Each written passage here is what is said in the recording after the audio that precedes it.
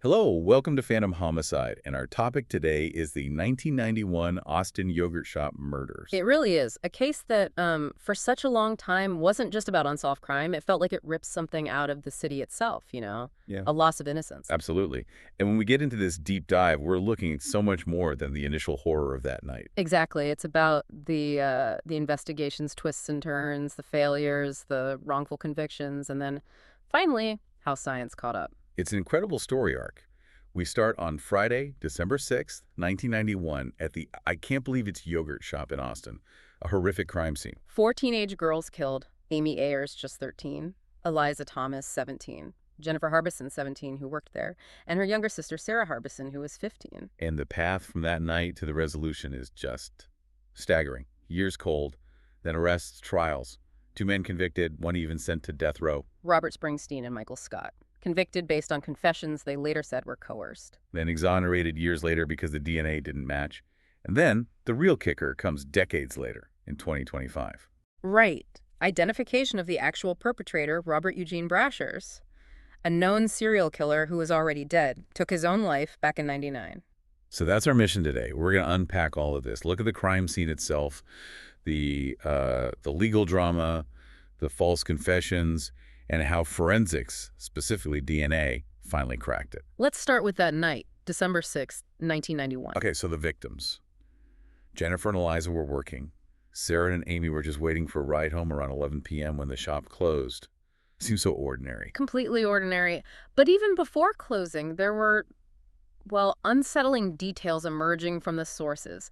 Little things that hint danger was already inside. Like a man using the bathroom. Exactly. About an hour before closing, a man was allowed to use the public restroom, which was in the back. Investigators later wondered, was he just a customer? Or was he scouting? Or maybe hiding? Or potentially jamming a back door. Yeah. That became a theory that he either stayed hidden or made sure an exit was compromised for later entry, perhaps for himself or someone else. And that ties into the sighting by the last customers, doesn't it? It does.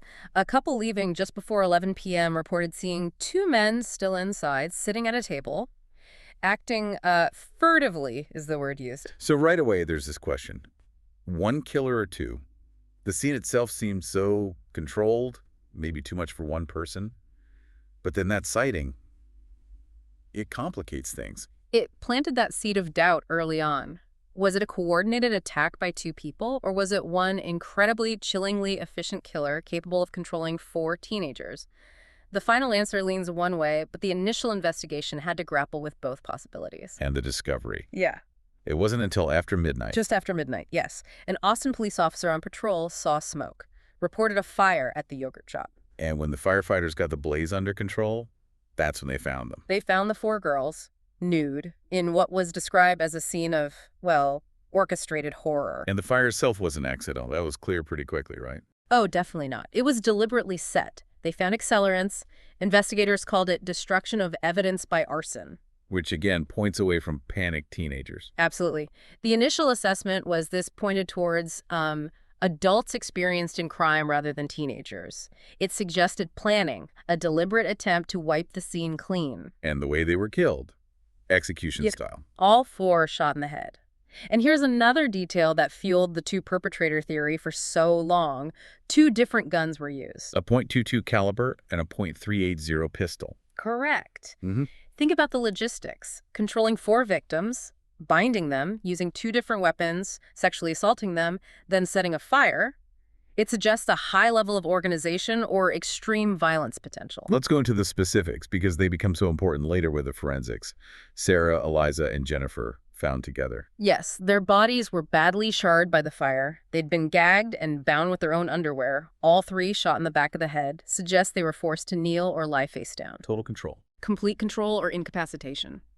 But Amy Ayers, the youngest, her situation was slightly different. She was found separately. In a different part of the shop, yes. Her body wasn't as badly charred by the main fire, but she did have severe second and early third-degree burns on about 25–30% of her body, maybe placed near a different ignition point. And the cloth around her neck. A sock-like cloth, the reports say.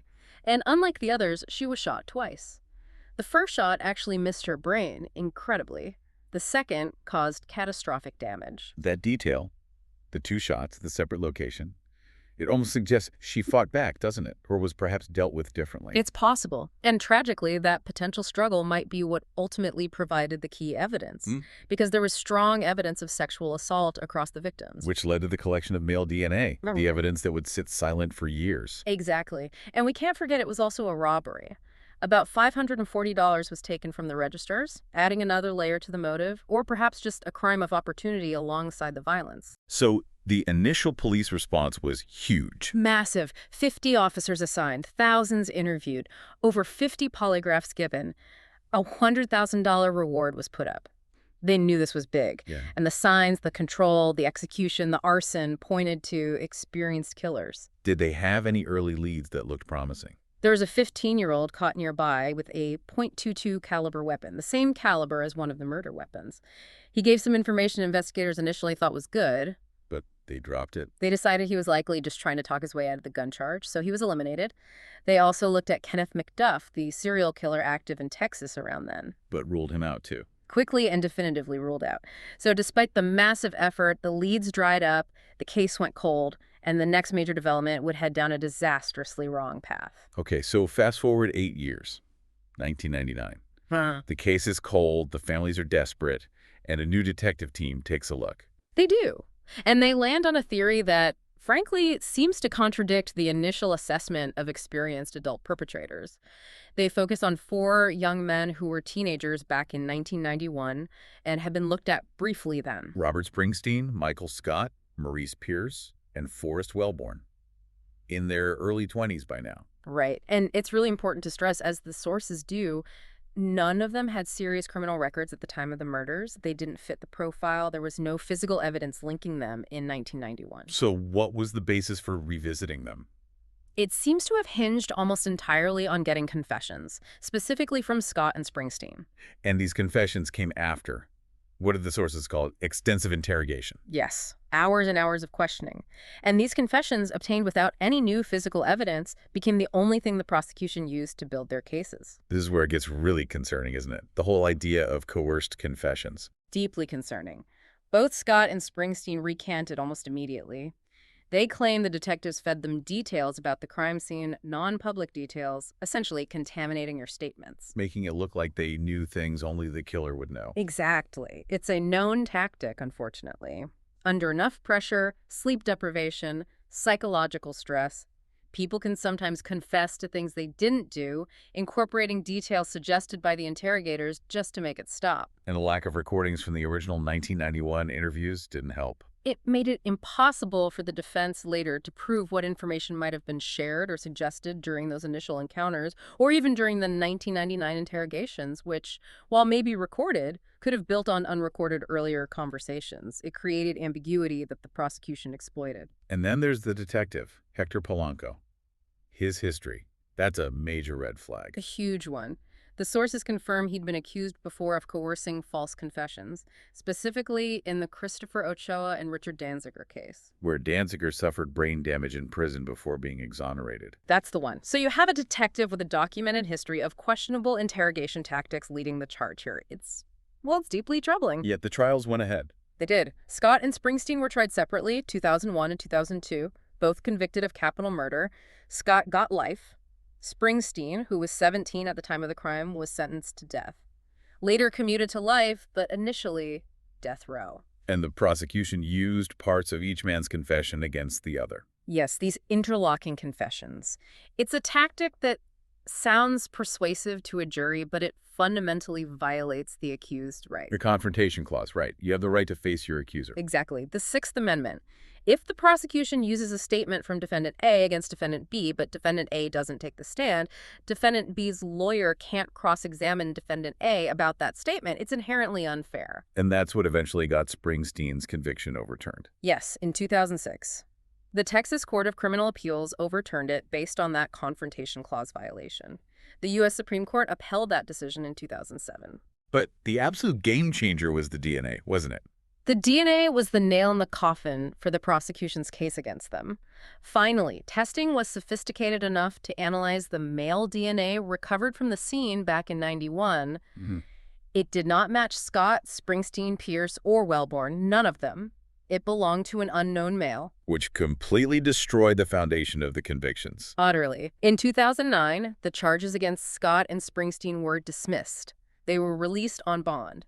And think about this. 7 jurors from their original trials later said publicly they would have voted differently if they'd known about the DNA evidence. Wow. And charges were dropped against Pierce and Wellborn, too. Yes, but the injustice didn't quite end there. Texas courts ruled they weren't eligible for compensation. Why not? Because technically the charges were dismissed, not overturned based on a finding of actual innocence in the way the compensation statute required. They hadn't definitively proven they didn't do it, even though the state's case collapsed. It's a legal distinction that feels incredibly unfair.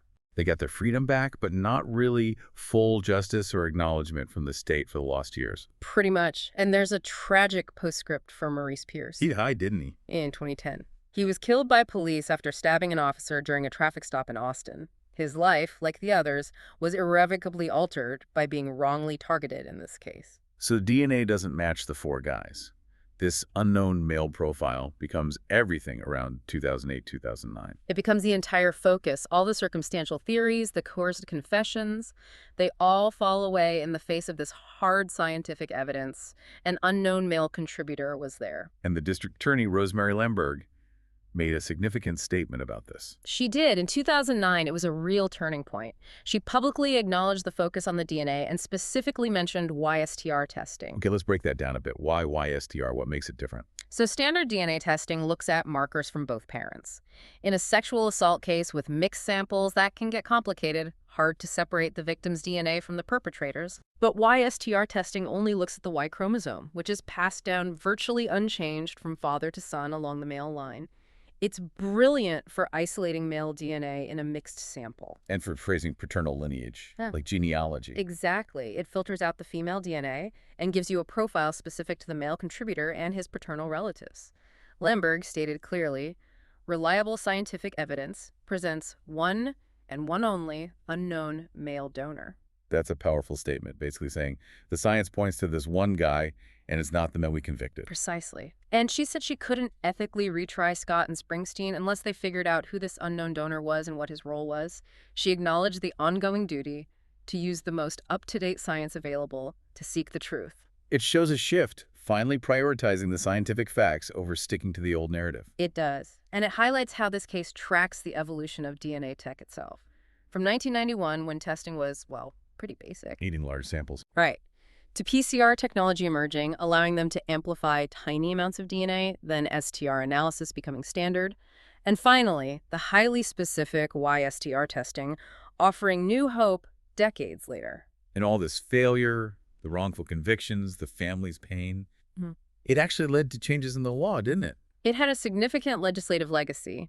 The families fought incredibly hard. In 2021, federal cold case legislation passed the House Judiciary Committee. What did that do? It allows families of victims in cold cases older than 3 years to petition the federal government to re-examine the case, hopefully ensuring evidence doesn't just sit on a shelf indefinitely. And then the Homicide Victims Families' Rights Act. Signed into law by President Biden in August 2022.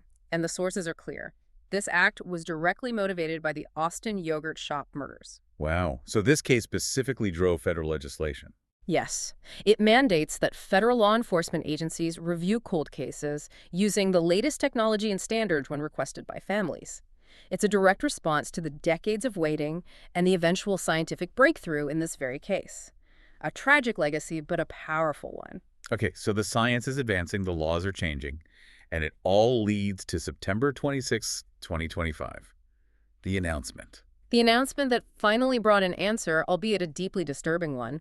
Austin police revealed the identity of the unknown male DNA donor. Robert Eugene Brasher. Robert Eugene Brashers, a known serial killer who had killed himself back in 1999 during a police standoff, totally unconnected to this case at the time. So he was dead years before Scott and Springsteen were even released. Dead before they were officially cleared. The irony is just staggering. How did they finally connect him? It wasn't just the YSTR, was it? It was multiple things. It was a convergence of evidence, a cascade, really. The first hint actually came back in 2018 through investigative genetic genealogy. C.C. Moore.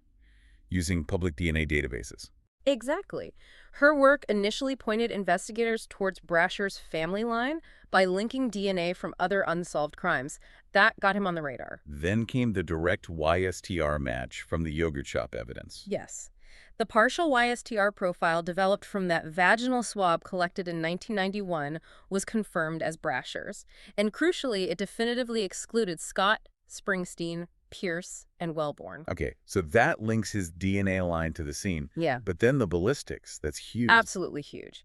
In June 2025, they retested a .380 caliber bullet casing found in a drain at the crime scene. Using advanced comparison techniques, they matched it Matched it to what?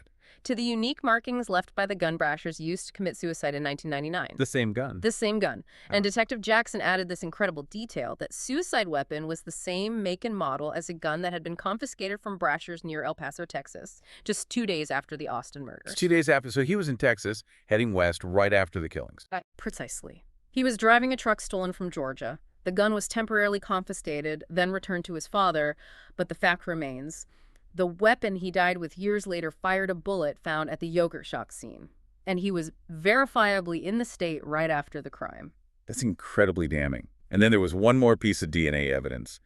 The most personal, maybe? The sample from under Amy Ayer's fingernail, the 13-year-old victim. They got a match from that, too, after all this time. In August 2025, yes, advanced testing finally yielded a profile from that tiny sample. It matched Brasher's, a match that significantly had also been made when investigating a 1990 murder in South Carolina linked to him. So it connects him to Amy's final moments, that quote from Detective Jackson. It's incredibly moving and powerful. Amy's final moments on this earth were to solve this case for us. That tiny trace of her struggle, preserved for decades, provided the ultimate undeniable link. And Brasher's. Yeah. He wasn't just a one-off killer. He had a history. A significant violent history, linked to strangling a woman in South Carolina in 1990, shooting a mother and daughter in Missouri in 1998, raping a 14-year-old girl in Tennessee in 1997.